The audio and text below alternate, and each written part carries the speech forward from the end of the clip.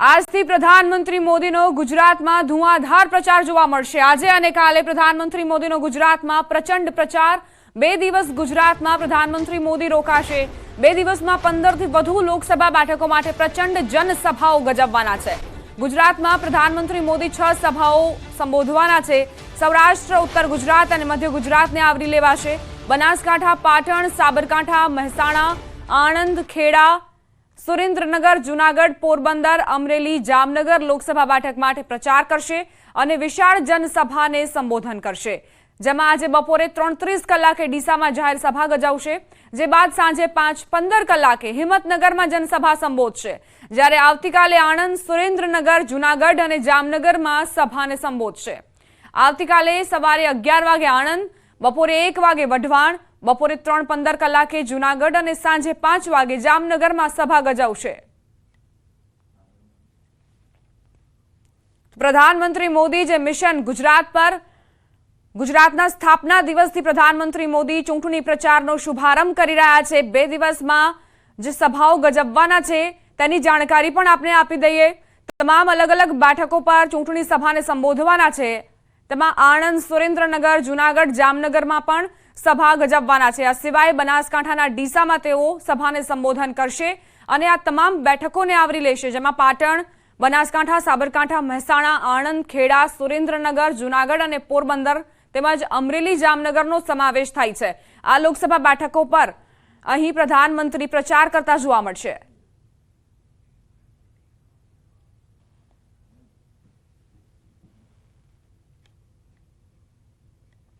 પ્રધાનમંત્રી મોદી ગુજરાતમાં સૌથી પહેલી સભા ડીસામાં સંબોધશે। પ્રધાનમંત્રીના આગમનને લઈને બનાસકાંઠા જિલ્લામાં ભારે ઉત્સાહનો માહોલ જોવા મળ્યો। ડીસામાં સભા મંડપમાં મિસ્ટિંગ કુલિંગ સિસ્ટમ લગાવવામાં આવી છે, જેનાથી બહાર કરતા મંડપમાં 8 ડિગ્રી જેટલું તાપમાન નીચું રહેશે। આ સિવાય આરોગ્યની 10 ટીમો મેડિકલ ઓફિસર સાથે તૈનાત રહેશે, જેમાં પેરામેડિકલ સ્ટાફ સાથે આરોગ્યની 10 એમ્બ્યુલન્સ પણ ઉપસ્થિત રહેશે, જ્યારે 108ની 6 ઇમરજન્સી વાન સભા સ્થળે ઉપસ્થિત રહેશે। આ ઉપરાંત ઉનાળાની ગરમીને ધ્યાને રાખી 35,000 જેટલા રસીના પેકેટનું વિતરણ પણ કરાશે। સભા મંડપમાં 50,000 ખુરશીઓની બેઠક વ્યવસ્થા તેમજ સ્ટેજ પર મોદી સાથે 60 આગેવાનો બેસી શકે તે માટેની મંજૂરી વડાપ્રધાનની સુરક્ષા એજન્સી પાસે માંગવામાં આવી છે। સંવાદદાતા કિશોર તુવર જોડાઈ ગયા છે વધુ જાણકારી સાથે। કિશોર, ડીસામાં આજે સભાનું આયોજન કરવામાં આવ્યું છે, તેને લઈને શું જાણકારી, કેવા પ્રકારની તૈયારી? ચોક્કસથી દીપા, આપણે જણાવી દઉં કે તમામ પ્રકારની તૈયારીઓ અત્યારે પૂર્ણ થઈ ગઈ છે અને બપોરના 3 કલાકે વડાપ્રધાન મોદી જે આ સભા છે તે સભા સંબોધવાના છે। આ સભાની અંદર બનાસકાંઠા તેમજ પાટણ લોકસભા સીટના ઉમેદવારની સાથે સાથે પાટણ અને બનાસકાંઠાની જનતા પણ હાજર રહેશે અને ખાસ કરીને સભા મંડપમાં મિસ્ટિંગ કુલિંગ સિસ્ટમ લગાવવામાં આવી છે, જેમાં ફુવારાના પ્રેશરથી પાણીનો છંટકાવ થશે અને એવો દાવો પણ કરવામાં આવ્યો છે કે જે 8 ડિગ્રી જેટલું તાપમાન બહાર છે તેના કરતાં સભા મંડપમાં 8 ડિગ્રી જેટલું તાપમાન ઓછું રહેશે અને લોકોને ગરમીથી પણ રાહત રહેશે। તે ઉપરાંત 100 જેટલા જમ્બો કુલર પણ લગાવવામાં આવ્યા છે, 10 જેટલી મેડિકલ ટીમોને પણ તૈનાત કરવામાં આવી છે અને 10 એમ્બ્યુલન્સને પણ તૈનાત કરવામાં આવી છે અને 108ની 6 ઇમરજન્સી વાનને પણ તૈનાત કરવામાં આવી છે। તે ઉપરાંત ગરમીને ધ્યાનમાં રાખીને વડાપ્રધાનની સભામાં 35,000 જેટલા ORSના પેકેટનું પણ વિતરણ કરવામાં આવશે।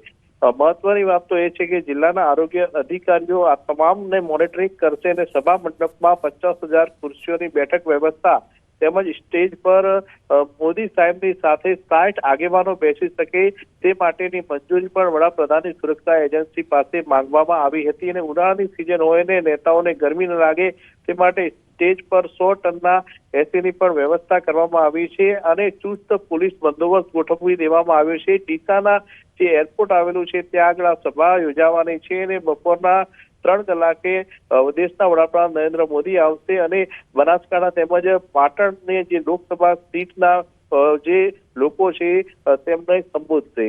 દીપા, આભાર કિશોર જાણકારી આપવા માટે। તો પ્રધાનમંત્રી મોદી આવતીકાલે જૂનાગઢમાં જાહેર સભા સંબોધવાના છે, ત્યારે કૃષિ યુનિવર્સિટી ખાતે પ્રધાનમંત્રીના આગમનને લઈ હાલ તડામાર તૈયારીઓ ચાલી રહી છે। ભાજપના કાર્યકરોથી લઈ તમામ નેતાઓ સજ્જ થઈ ગયા છે। સભા સ્થળ પર પોલીસનો લોખંડી બંદોબસ્ત ગોઠવી દેવામાં આવ્યો છે। જૂનાગઢ ખાતે સભા સ્થળે 7 એસપી 14 ડીવાયએસપી સહિત 2500 પોલીસ કર્મીઓ તૈનાત કરવામાં આવ્યા છે। વિશ્વના નેતા આપણા પ્રધાનમંત્રી આદરણીય નરેન્દ્રભાઈ મોદી સાહેબ 2 તારીખે બપોરે 2 કલાકે એગ્રીકલ્ચર યુનિવર્સિટી ક્રિકેટ ગ્રાઉન્ડ ખાતે એક વિશાળ સભાને સંબોધવાના છે। માનનીય વડાપ્રધાનશ્રીનો જૂનાગઢ ખાતેનો જે બંદોબસ્ત છે એની પોલીસ દ્વારા તમામ તૈયારીઓ પૂર્ણ કરવામાં આવી રહી છે। સમગ્ર બંદોબસ્તમાં 7 એસપી કક્ષાના અધિકારીઓ, 14 ડીવાયએસપી કક્ષાના અધિકારીઓ અને બાકીના તમામ ફોર્સને કુલ મિલાવીને 2,500થી વધારે આ સમગ્ર બંદોબસ્તમાં છે એ પોલીસનું ડિપ્લોયમેન્ટ છે। લોકસભા બેઠક પર કેન્દ્રીય ગૃહમંત્રી અમિત શાહ પ્રચાર કરશે। 4 મે અમિત શાહ નવસારીના વાંસદા તાલુકામાં સભા ગજાવશે। 4 તારીખે બપોરે 1 વાગે વાંસદાના ગાંધી મેદાન ખાતે તેઓ સભા કરવાના છે। વલસાડ લોકસભાના ઉમેદવાર ધવલ પટેલ માટે પ્રચાર કરશે। અમિત શાહના આગમન પહેલા જિલ્લા ભાજપે તૈયારીઓ શરૂ કરી છે।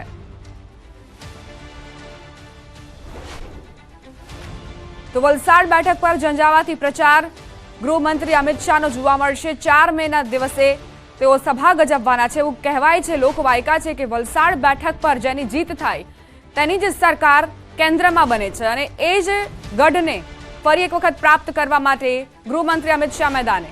સંવાદદાતા ભાવિન જોડાઈ ગયા છે વધુ જાણકારી સાથે। ભાવિન, કેવા પ્રકારની તૈયારીઓ વલસાડમાં ગૃહમંત્રી અમિત શાહની સભા પહેલા? ચોક્કસથી દીપા, જે વલસાડ લોકસભા જે બેઠક છે, વલસાડ લોકસભા બેઠક પર આ વખતે ખરાખરીનો જંગ છે એટલા માટે કે ગુજરાતમાં આદિવાસી નેતા તરીકે જે પ્રસ્થાપિત થયા છે અનંત પટેલ છે કોંગ્રેસના ઉમેદવાર, અને ભાજપે ધવલ પટેલ જે છે એમને વલસાડ લોકસભા બેઠક પરથી ઉતાર્યા છે। બીજી બાજુ સાથે દીપા એક મિથ એ પણ છે કે વલસાડ લોકસભા બેઠક જે ઉમેદવાર જીતે છે એમની સત્તા બને છે દિલ્હીમાં, એટલે કે આ બધા મિથ વચ્ચે પણ ખરાખરીનો જંગ જામ્યો છે અને એના કારણે અત્યારે જ વલસાડ લોકસભા બેઠક પર રાહુલ ગાંધી પણ સભા ગજી ગયા છે ધરમપુરમાં। પ્રિયંકા ગાંધી સભા ગજી ગયા છે ધરમપુરમાં, અને હવે જે અમિત શાહ છે એ નવસારીના વાંસદા તાલુકામાં જે વાંસદા વિધાનસભા છે, વાંસદા શહેર જે છે ત્યાં વાંસદા ખાતે ગાંધી મેદાન ખાતે અમિત શાહ શનિવારે એટલે કે 4 મે સભા ગજવશે। અને દીપક જે આદિવાસી વિસ્તાર છે જે અહવાલ ધરમપુરના કપરાડા સહિતના જે ગામો છે ત્યાંથી પણ જે લોકો છે મોટી એને નવસારી જિલ્લા ભાજપે તૈયારીઓ શરૂ કરી દીધી છે દીપા, એટલા માટે કે નવસારી જિલ્લામાં જી ભાવિન, આભાર જાણકારી આપવા માટે।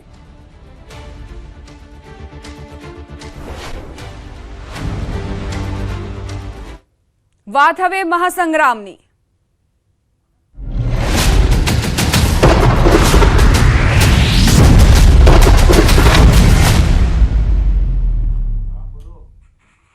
લોકસભા ચૂંટણીમાં દેશના સૌથી પહેલા બિનહરીફ વિજેતા અંગે મોટા સમાચાર પ્રાપ્ત થઈ રહ્યા છે। સુરત ભાજપ ઉમેદવારને હાઈકોર્ટથી રાહત મળી છે। મુકેશ દલાલની બિનહરીફ અંગે હાઈકોર્ટમાં અરજી થઈ હતી। સુરતના અરજદારે જાહેર હિતની અરજી કરી હતી। અરજીની સુનાવણી કરતા હાઈકોર્ટે ટાંક્યું કે તમારે ઇલેક્શનનો વિવાદ હોય તો ઇલેક્શન પિટિશન ફાઇલ કરો। બિનહરીફ જાહેર ઉમેદવાર ચૂંટાયેલા ઉમેદવાર સમાન છે। સુરતના અરજદારની રજૂઆત હતી કે મતદારો પાસે મતદાનમાં નોટાનો વિકલ્પ હોવા છતાં અધિકારથી વંચિત રખાયા।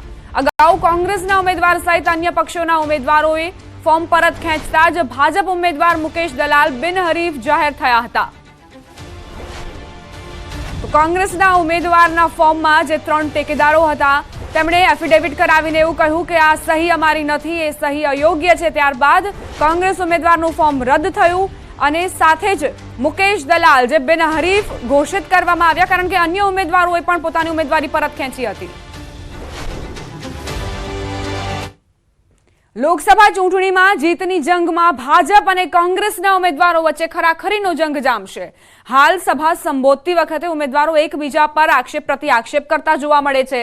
ક્યાંક કોઈક એકબીજા પર પલટવાર કરે છે। ત્યારે જૂનાગઢમાં પણ કોંગ્રેસ ઉમેદવાર હીરાભાઈ જોટવાએ કોડીનારમાં સભા દરમિયાન ભાજપ પર પ્રહાર કર્યા। તો બીજી તરફ તાલાળાના ધારાસભ્ય ભગવાન બારડને ટોણો માર્યો હતો। હીરાભાઈએ કહ્યું કે હમણાં ભાજપમાં ભળ્યા છે ત્યારે પાર્ટીને કામ બતાવવા બફાટ મારી રહ્યા છે અને જો કામ ન બતાવે તો પાર્ટી કાઢી મૂકે। આ સાથે હીરા જોટવાએ કોંગ્રેસનો જીતનો વિશ્વાસ વ્યક્ત કર્યો।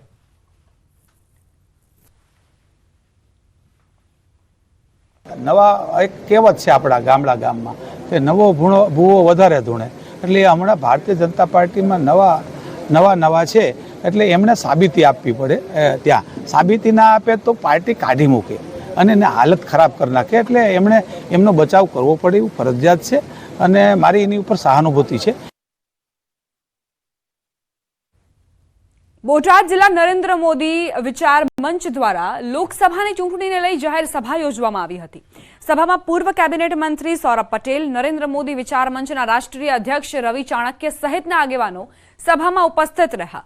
આગામી 7 મેના રોજ દેશના વિકાસ માટે અને દેશને વધુ મજબૂત બનાવવા પ્રધાનમંત્રી નરેન્દ્ર મોદીને મત આપવા હાકલ કરવામાં આવી। ગુજરાતમાં ચાલતા ક્ષત્રિય આંદોલન મામલે રવિ ચાણક્યએ નિવેદન આપ્યું હતું કે ક્ષત્રિયોના ડીએનએમાં જ હિન્દુત્વ છે, જે ક્યારેય ભારત વિરુદ્ધ નહીં જાય અને ભાજપ તરફ જ તેમનું मतदान રહેશે। चूँकि हम लोगों के पास दक्षिण भारत पूर्वोत्तर भारत है, लेकिन गुजरात में तो बहुत अच्छा है, वन साइडेड। और यहाँ पर हमारे सौरभ भाई और सारे लोग जो लगे हुए हैं, अपने को लगता है कि नरेंद्र मोदी विचार मंच की पूरी टीम और भारतीय जनता पार्टी और जो हमारे निर्दलीय ऐसे लोग हैं जिनको किसी राजनीतिक संबंध नहीं, 400 पार करेंगे। कल्पना न करी हो राम मंदिर की स्थापना हो, कलम 370 हो कि साधारण में साधारण मानस की जरूरियात हो, आ बधा वचनों एमने जे आप्या छे एमने पूरा कर्या छे। એટલે આ ચૂંટણી મોદીજીને ગેરંટીની ચૂંટણી છે। રાજ્યમાં લોકસભાની ચૂંટણી નજીક છે ત્યારે ગુજરાતમાં કોઈ પણ ગેરકાયદે વસ્તુની ઘૂસણખોરી ન થાય તે માટે આંતરરાજ્ય બોર્ડર પર પોલીસ એલર્ટ થઈ ગઈ છે। દાહોદ પોલીસે રાજસ્થાન અને મધ્યપ્રદેશની બોર્ડર પર રાઉન્ડ ધ ક્લોક ચેકિંગ હાથ ધર્યું હતું। બોર્ડર પર એસએસટી, એફએસટી, પીએસઆઈ સહિતના કર્મચારીઓ સીસીટીવી સહિતની ટેકનોલોજીનો ઉપયોગ કરી બોર્ડરથી પ્રવેશ કરતા અટકાવી રહ્યા છે। આપને જણાવી દઈએ કે દાહોદ જિલ્લાની અંતરિયાળ 19 જેટલી ચેકપોસ્ટ ઊભી કરાઈ છે।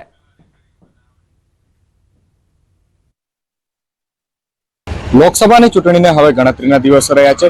ત્રીજા તબક્કાનું મતદાન ગુજરાતમાં 7 મેના રોજ થવા જઈ રહ્યું છે, ત્યારે હાલ અમે ઊભા છીએ ખંગેલા બોર્ડર ખાતે, જ્યાં પોલીસનો ચાપતો બંદોબસ્ત ગોઠવી દેવામાં આવ્યો છે અને તમામ પ્રકારના જે મધ્યપ્રદેશ તરફથી આવતા વાહનોને પોલીસ દ્વારા ચેકિંગ કરવામાં આવી રહી છે। મોટાભાગે કહી શકાય કે મધ્યપ્રદેશ અને રાજસ્થાનને જોડતી જે દાહોદની બોર્ડરો લાગતી હોય છે, ત્યારે દાહોદમાં ગેરકાયદેસર દારૂ અથવા તો ગેરકાયદેસર રૂપિયા અથવા અન્ય કોઈ ગેરકાયદેસર પ્રવૃત્તિ ના ઘૂસી શકે તે માટે પોલીસ દ્વારા સઘન ચેકિંગ કરવામાં આવી રહ્યું છે। જે આપ જોઈ રહ્યા છો, પોલીસ દ્વારા તમામ જે મધ્યપ્રદેશથી આવતા વાહન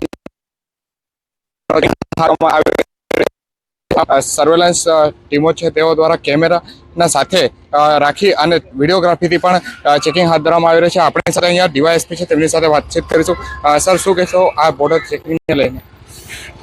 2024ની લોકસભા ચૂંટણી અન્વયે બિલકુલ ફ્રી એન્ડ ફેર મેનરની ઇલેક્શન થાય, કોઈપણ પ્રકારની વસ્તુઓનો પ્રભાવ ના આપણે મતદાતા ઉપર, એ માટે જિલ્લાની લગભગ 19 જેટલી અલગ અલગ જગ્યાએ ચેકપોસ્ટ ઊભી કરી છે અને આ તમામ ચેકપોસ્ટ ઉપર સઘન ચેકિંગની કામગીરી હાથ ધરવામાં આવેલી છે। આ તમામ ચેકપોસ્ટ ઉપર રાઉન્ડ ધ ક્લોક 24/7 પોલીસનો બંદોબસ્ત સાથે વહીવટીતંત્ર તરફથી જે માણસો ફાળવવામાં આવે છે એમના થકી એસએસટી નિર્માણ થકી એ કામગીરી હાથ ધરવામાં આવી છે। આ તમામ જગ્યાએ સીસીટીવી કેમેરા લાગેલા છે અને તમામ જે કાર્યવાહી કરવામાં આવી છે પોલીસ દ્વારા એ તમામ સીસીટીવી સર્વેલન્સમાં અને વિડીયોગ્રાફી સાથે કરવામાં આવી રહી છે। બિલકુલ નિષ્પક્ષ રીતે ચુનાવી માહોલની અંદર પ્રોપર ફ્રી એન્ડ ફેર મેનરમાં ઇલેક્શન થાય તે માટે તમામ ઇલીગલ વસ્તુઓ પકડવાની કામગીરી હાથ ધરવામાં આવી રહી છે અને ઇલીગલ વસ્તુઓ ઘૂસી ના જાય તે માટે પૂરતી તકેદારી હાથ ધરવામાં આવી રહેલ છે। કહી શકાય કે જે મધ્યપ્રદેશ તરફથી કોઈ પણ ઇનલીગલ વસ્તુ ગુજરાતમાં ન પ્રવેશી શકે અને મતદારો પર કોઈ પ્રભાવ ન પડે, ઇલેક્શન ફેર એન્ડ ફ્રી થાય તે માટે દાહોદ જિલ્લામાં 19 જેટલી ચેકપોસ્ટો ઊભી કરવામાં આવી છે અને તમામ ચેકપોસ્ટ પર પોલીસ દ્વારા સઘન ચેકિંગ હાથ ધરવામાં આવી રહ્યું છે। સૌરભ ગેહલોત, ન્યૂઝ 18 ગુજરાતી, દાહોદ। બુલેટિનમાં રોકાઈશું એક નાનકડા વિરામ માટે। આપ જોતા રહો ન્યૂઝ 18 ગુજરાતી।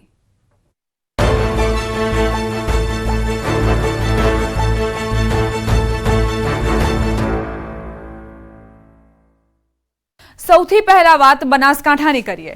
બનાસકાંઠાના ધાનેરામાં ભાજપના ઉમેદવારનો રોડ શો યોજાયો, જ્યાં ભમરાઓ આ રોડ શોમાં તૂટી પડ્યા। ભાજપના કાર્યકરોની પાછળ ભમરા એવા પડ્યા કે તેમને ભમરાઓના આતંકથી બચવા રીતસરની દોટ મૂકવી પડી।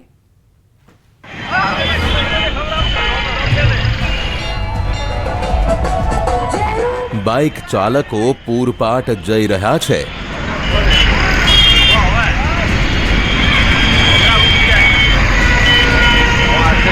ચાલીને આવતા કાર્યકરો પણ ભાગી રહ્યા છે.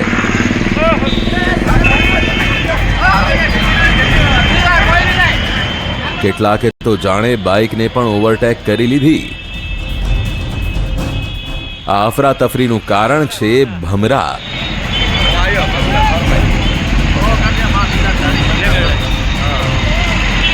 દ્રશ્યો બનાસકાંઠાના ધાનેરાના છે, જ્યાં ભાજપના ઉમેદવાર ડોક્ટર રેખાબેન ચૌધરીનો રોડ શો યોજાયો, જેમાં ભારે જનમેદની ઉમટી. બાઇકો પર હાથમાં ઝંડા લઈને કાર્યકરો આગળ વધી રહ્યા હતા. પગપાળા કાર્યકરો રેખાબેનનો જય જયકાર બોલાવતા આગળ વધી રહ્યા હતા. ડીજેના તાલ સાથે હકડે ઠઠ રોડ શો ચાલી રહ્યો હતો.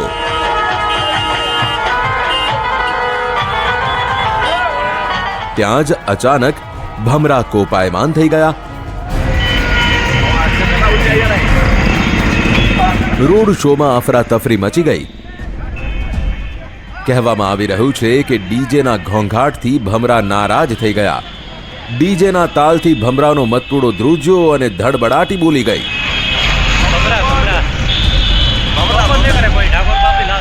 ભમરાઓએ પછી તો એવો આતંક મચાવ્યો કે રોડ શો તો સાઈડમાં રહી ગયો.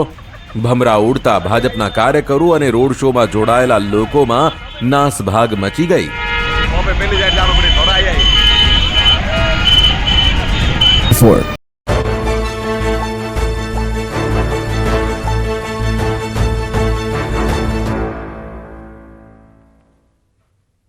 વિરામ બાદ સ્વાગત. આજે રાજકોટને મળશે વધુ એક ભેટ. આજે અટલ સરોવર ખુલ્લું મુકાશે. 132 કરોડ રૂપિયાના ખર્ચે બન્યું છે અટલ સરોવર.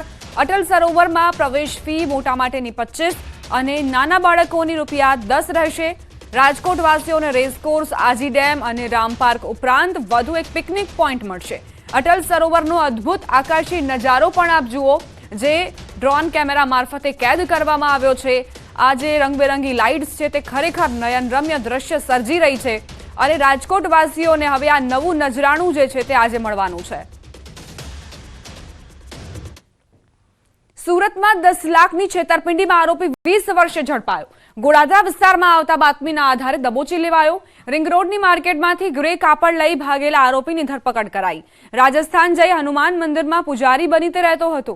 રિંગ રોડની માર્કેટમાં ગ્રે કાપડની પોણા 10 લાખની ચીટિંગ કરીને ભાગ્યો હતો. આરોપી રાજસ્થાનમાં હનુમાન દાદાના મંદિરમાં 6000ના માસિક પગારમાં પૂજારી બની રહેતો હતો. આ વેપારી સુરતમાં સંબંધીને ત્યાં આવ્યો હોવાની હકીકત એસઓજીને મળી હતી, જેથી એસઓજીના સ્ટાફે તેને ગોળાદરા મહારાણા પ્રતાપ ચોક પાસેથી પકડી પાડ્યો. વડોદરામાં ઇલેક્ટ્રિક બાઇક બનાવતી કંપનીમાં લાગેલી આગ કાબૂમાં આવી છે. આજવા રોડ પર આવેલી કંપનીમાં ભીષણ આગ લાગી હતી. મોટી માત્રામાં બેટરીનો જથ્થો હોવાથી આગે વિકરાળ સ્વરૂપ ધારણ કર્યું હતું.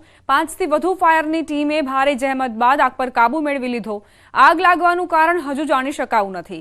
કંપનીમાં ફાયર સેફટી હતી કે નહીં તેને લઈને પણ તપાસ કરવામાં આવશે. ફાયર એનઓસી અંગે પણ ફાયર બ્રિગેડ તપાસ કરી રહી છે.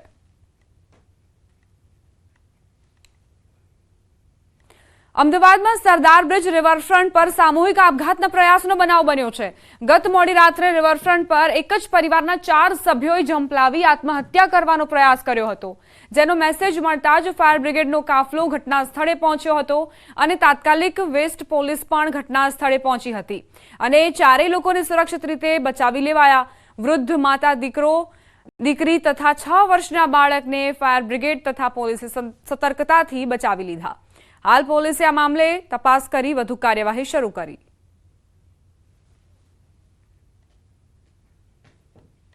કાફેમાંથી લોકોના જોરજોરથી બૂમો પાડેલ જાણવા મળેલ કે એક પરિવાર સામૂહિક રીતે 4 વ્યક્તિઓ નદીમાં પડી અને આપઘાત કરવા માટે પડેલા છે અને બૂમાબૂમ થતા આ પોલીસ પણ તાત્કાલિક ત્યાં પહોંચી ગયેલા અને એમને પાસેના રસ્સાની મદદથી મનોજકુમાર નદીમાં ઝંપલાવી અને આ પડી ગયેલા જે રીનાબેન તેમજ તેના સગીર વયના પુત્રને બહાર કાઢેલ. સમાચાર સુરતથી પ્રાપ્ત થઈ રહ્યા છે। સુરતમાં આરોગ્ય વિભાગે આઈસ્ક્રીમનું વેચાણ કરતી દુકાનો પર દરોડા પાડ્યા। મહાનગરપાલિકાના ફૂડ વિભાગે 15 દુકાનો પર ચેકિંગ હાથ ધર્યું। વિવિધ આઈસ્ક્રીમના નમૂના લઈ લેબમાં તપાસ અર્થે મોકલવામાં આવ્યા। તપાસ રિપોર્ટ આવ્યા બાદ આરોગ્ય વિભાગ વધુ કાર્યવાહી હાથ ધરશે।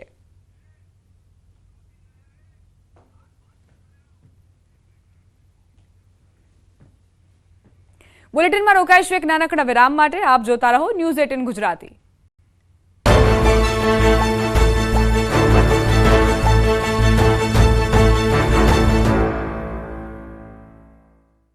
ભમરાથી બચવા માટે લોકો એકબીજાની આગળ થઈને ભાગ્યા।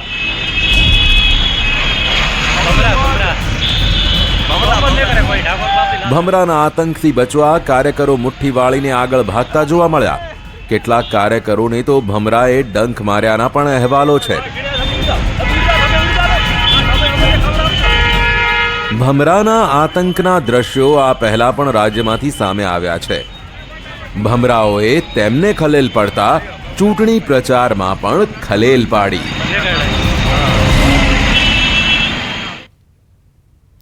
લોકસભાની ચૂંટણીમાં પ્રચાર બરાબરનો જામ્યો છે। રાજકીય પંડિતો પણ કોની સરકાર બનશે અને કેટલી બેઠકો મળશે તે પઝલ ઉકેલવા મથી રહ્યા છે। ભરૂચમાં પણ બાળકો આ પઝલ ઉકેલી રહ્યા છે।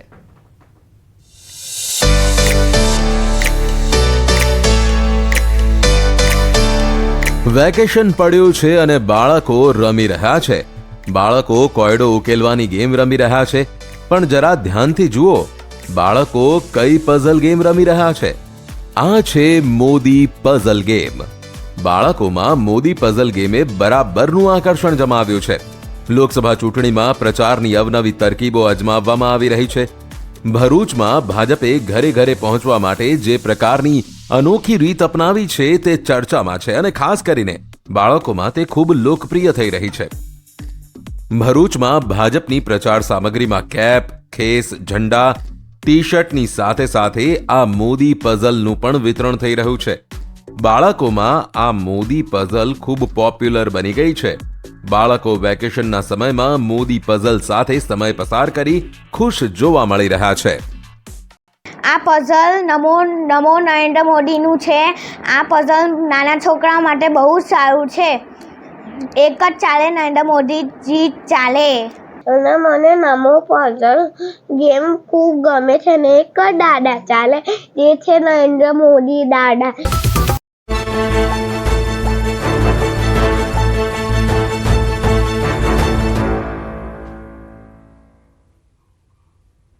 વિરામ બાદ સ્વાગત। સુરત પોલીસે ગણતરીની કલાકોમાં ચોરીનો ભેદ ઉકેલી નાખ્યો છે। પોલીસે ઉમરા વિસ્તારના વાસ્તુ લક્ઝુરી ફ્લેટમાંથી દાગીના અને રોકડ રકમની ચોરી કરનારને ઝડપી પાડવામાં આવ્યો છે। પોલીસે સીસીટીવી કેમેરા તેમજ ટેકનિકલ એનાલિસિસ અને એફએસએલની ટીમની મદદથી તપાસ હાથ ધરી હતી। બાળ કિશોર પાસેથી સોના ચાંદીના દાગીના ઉપરાંત રોકડ રકમ સહિત કુલ 8.94 લાખ રૂપિયાનો મુદ્દામાલ જપ્ત કરવામાં આવ્યો। જો કે ભૂતકાળમાં ચોરી કરી હતી કે કેમ તે દિશામાં પોલીસે તપાસ શરૂ કરી છે। उन्होंने वो फुटप्रिंट एफएसएल के साथ उनकी मदद से वो मैच करवाने की कोशिश की, तो बाद में उस फुटप्रिंट को देख के इस बच्चे पे शक हुआ। तो कई देर तक इससे पूछताछ की गई, प्यार से काफ़ी बार पूछा गया, तो बाद में उसने कबूल कर लिया कि ऐसे ऐसे मैंने चोरी किए।